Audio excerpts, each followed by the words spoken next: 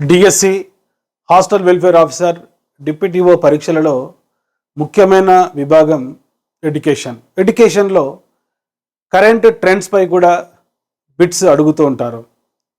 గతంలో ఒక ప్రశ్న అడగడం జరిగింది, భారతదేశపు తొలి విద్యాశాఖ మంత్రి ఎవరు? సో భారతదేశపు తొలి విద్యాశాఖ మంత్రి మీకు తెలుసు, మౌలానా అబుల్ కలాం ఆజాద్. మరి ఈ మౌలానా అబుల్ కలాం ఆజాద్ జన్మదినోత్సవం నవంబర్ 11ను మనం నేషనల్ ఎడ్యుకేషన్ డేగా జరుపుకుంటాం. జాతీయ విద్యా దినోత్సవం November 11th. So Maulana Abul Kalam Azad మన తొలి భారతదేశ విద్యాశాఖ మంత్రి పేరిట హైదరాబాద్లో మరి నేషనల్ ఉర్దూ యూనివర్సిటీ కూడా ఏర్పాటు చేయడం జరిగింది. కనుక ఈరోజు క్లాస్లో స్వతంత్ర భారతదేశంలో ముఖ్యమైన విద్యాశాఖ మంత్రులు, ఎందుకంటే ఒకసారి అడిగారు, కొఠారి కమిషన్ తన నివేదికను ఆనాటి విద్యాశాఖ మంత్రికి సమర్పించింది. ఆ విద్యాశాఖ మంత్రి పేరు అని అడిగారు. సో ఆయన పేరు ఎంసి చాగ్లా. సో 1964లో కొఠారి కమిషన్ ఏర్పాటైంది. కొఠారి కమిషన్ 1966లో తన నివేదికను ఆనాటి విద్యాశాఖ మంత్రి ఎంసి చాగ్లాకు సమర్పించడం జరిగింది. So dear students, this is Moses Emily academy Hyderabad. ఈ వీడియో చివరి వరకు మీరు చూస్తే స్వతంత్ర భారతదేశంలో ముఖ్యమైన విద్యాశాఖ మంత్రులు మరి వారు ఏ కాలంలో మరి పనిచేశారు, ఆ కాలంలో వచ్చిన ముఖ్యమైన కమిటీలు, కమిషన్లు, విద్యా విధానాల గురించి ఈరోజు క్లాస్లో డిస్కస్ చేద్దాం. ప్రస్తుతం విద్యాశాఖ మంత్రి ఎవరు? నిన్ననే మరి క్యాబినెట్ మంత్రులకు శాఖలు కేటాయించడం జరిగింది. సో ప్రస్తుత విద్యాశాఖ మంత్రి ధర్మేంద్ర ప్రధాన్.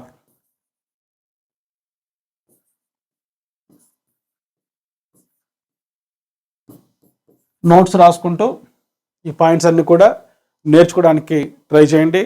సో ప్రస్తుత విద్యాశాఖ మంత్రి ధర్మేంద్ర ప్రధాన్.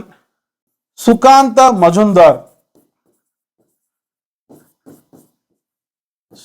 మజుందార్ విద్యాశాఖ సహాయ మంత్రి. మీకు తెలుసు, క్యాబినెట్ మంత్రులు, స్వతంత్ర మంత్రులు, సహాయ మంత్రులు. ఎప్పుడైనా సహాయ మంత్రుల పేర్లు కూడా అడుగుతారు.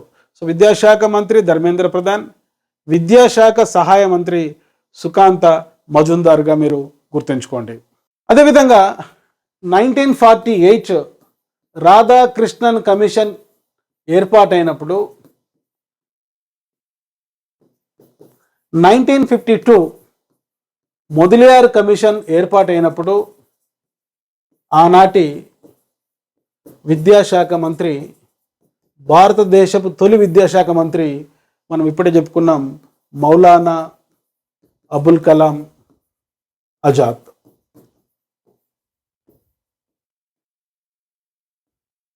తర్వాత 1964లో Kothari commission ఏర్పాటైనప్పుడు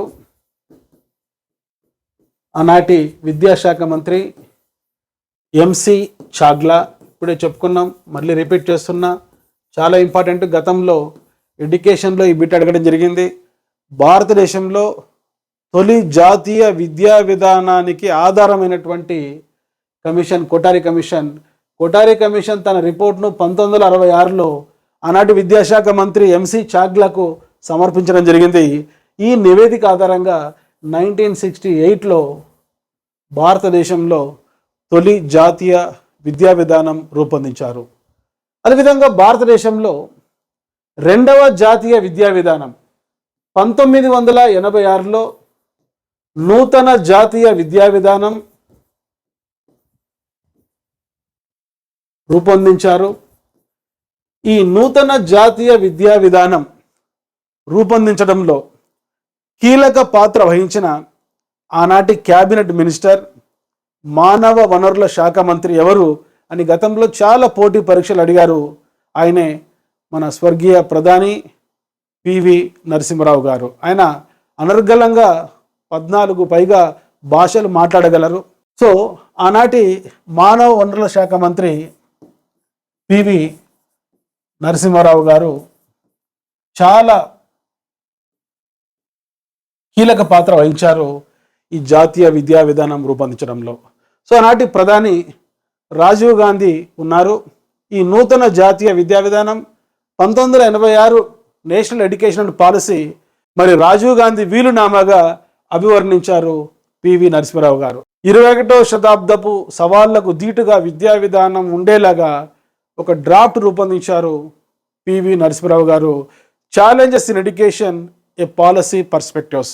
so challenges in education A policy perspectives అనేటువంటి డ్రాఫ్ట్ ద్వారా ఈ విద్యా విధానం రూపొందించడం జరిగింది. మనం డిస్కస్ చేస్తున్నాం స్వతంత్ర భారతదేశంలో ముఖ్యమైన విద్యాశాఖ మంత్రులు. అయితే ఈ సందర్భంలో ఒక బిట్ గుర్తుపెట్టుకోండి. భారతదేశంలో విద్యాశాఖ మానవ వనరుల శాఖగా ఏ సంవత్సరంలో మారినది? 1985. అంతకుముందు విద్యాశాఖగా పిలుస్తున్నారు. 1985 నుంచి హ్యూమన్ రిసోర్స్ డెవలప్మెంట్ మినిస్ట్రీగా విద్యాశాఖ మారింది. అయితే 2020 జాతీయ విద్యా విధానం సూచనల మేరకు 1985లో విద్యాశాఖ మానవ వనరుల శాఖగా మారింది.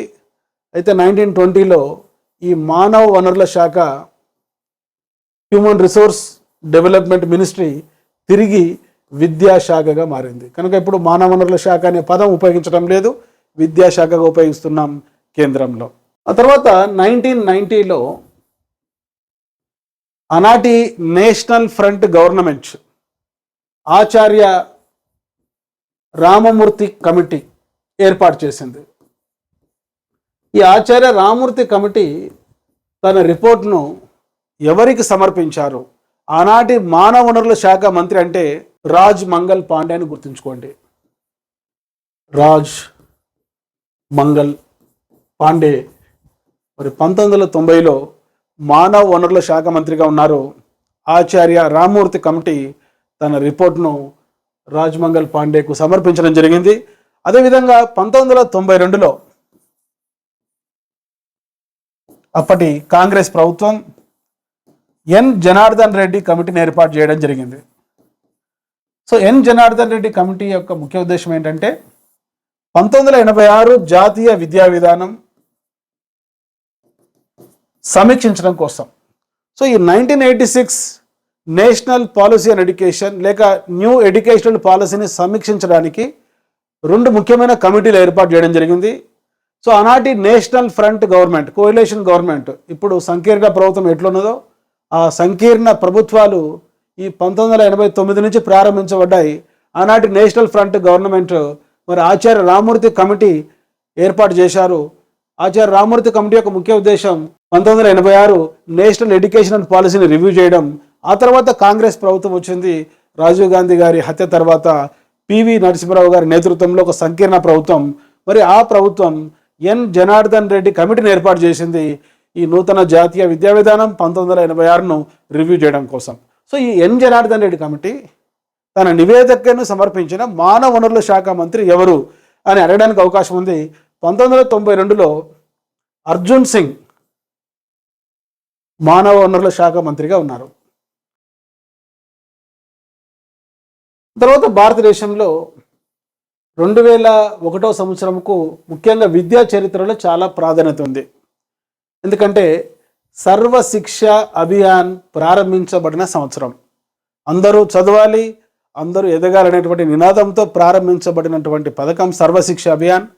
2009లో రాష్ట్రీయ మాధ్యమిక శిక్ష అభియాన్ ప్రారంభించబడింది.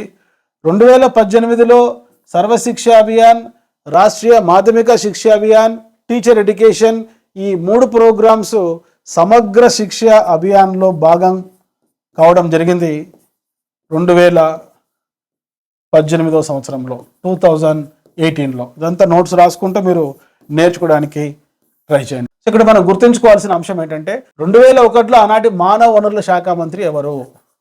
మురళీ మనోహర్ జోషి. అప్పటి ఎన్డీఏ ప్రభుత్వంలో మానవ వనరుల శాఖ మంత్రిగా ఉన్నది ఎవరంటే మురళీ మనోహర్ జోషి. ఆ తర్వాత చాలా ఇంపార్టెంట్ బిట్, ఖచ్చితంగా అడగడానికి అవకాశం ఉంది. 2020 జాతీయ విద్యా విధానమును రూపొందించడంలో ముఖ్య పాత్ర వహించినటువంటి మరి యొక్క NEP 2020 చైర్మన్ కస్తూరి రంగన్. ఈ కస్తూరి రంగన్ తన నివేదికను ఎవరికి సమర్పించారు, ఆనాటి మానవ వనరుల శాఖ మంత్రి ఎవరు అని అడగడానికి అవకాశం ఉంది. సో కస్తూరి రంగన్ 2020 జాతీయ విద్యా విధానమును ఆనాటి విద్యాశాఖ మంత్రి రమేష్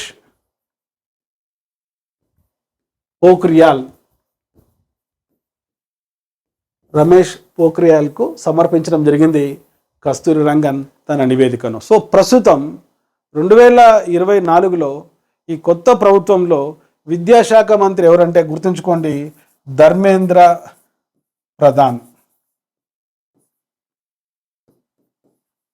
మరి సహాయ శాఖ మంత్రి అంటే సుకాంత మజుందార్. సో ఇవి కొన్ని ముఖ్యమైన బిట్స్. స్వతంత్ర భారతదేశంలో విద్యాశాఖ మంత్రులుగా, మానవ వనరుల శాఖ మంత్రులుగా పనిచేసినటువంటి వ్యక్తుల పేర్లు, వారు పనిచేసినటువంటి సంవత్సరాలు ఎక్స్ప్లెయిన్ చేశాను. ఇటువంటి కంటెంట్తో కూడుకున్న వీడియోస్ కోసం మీరు వెంటనే డాక్టర్ మోజెస్ ఎమిలేని మా యూట్యూబ్ ఛానల్ మీరు సబ్స్క్రైబ్ చేసుకోండి. ఈ వీడియోను లైక్ చేయండి, బెల్ ఐకాన్ను మీరు ప్రెస్ చేయండి, ఈ వీడియోను మీ ఫ్రెండ్స్కు షేర్ చేయండి. ఈ యూట్యూబ్ ఛానల్ను మీరు రెగ్యులర్గా ఫాలో కావడం వల్ల మరి ఈ విద్యకు సంబంధించి ఎడ్యుకేషనల్ సైకాలజీ కావచ్చు, పర్స్పెక్టివ్స్ ఇన్ ఎడ్యుకేషన్ కావచ్చు, మరి హాస్టల్ వెల్ఫేర్ ఆఫీసర్కి సంబంధించి డిప్యూటీఓకి సంబంధించిన ఎడ్యుకేషన్ కావచ్చు, మరి టెట్కి సంబంధించినటువంటి చైల్డ్ డెవలప్మెంట్ అండ్ పెడగాజీ కావచ్చు, ఇంగ్లీష్ మీడియంలో, తెలుగు మీడియంలో మరి క్లాసెస్ కోసం వెంటనే ఈ యొక్క యూట్యూబ్ ఛానల్ మీరు సబ్స్క్రైబ్ చేసుకోండి. మరి ఈ వీడియో తప్పనిసరిగా లైక్ చేయండి.